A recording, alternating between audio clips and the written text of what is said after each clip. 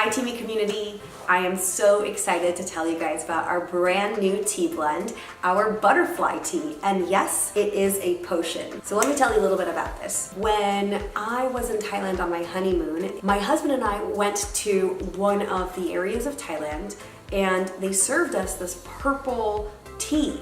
And I was like, what is this? I had never seen purple tea before. And they told me that it was butterfly tea. And of course, I had to find out more about it. And right there and then, I set on a mission to go and make our own butterfly tea. The actual name of it is Butterfly Pea flower.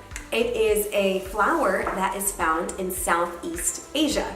So places like Thailand. So it's crazy because you can make different potions with the same tea blend. So if you add 1 teaspoon, you'll get this dark blue color and then it'll make this dark purple color when you add the lemon. But if you add half a teaspoon of the butterfly pea flower, you're gonna get this light blue, almost mermaidy blue-green color. So you can just be like a witch at home and blend your own potions, which is basically my goal in life, is to be a witch, and that has come to life. I hope that you guys make your potions at home.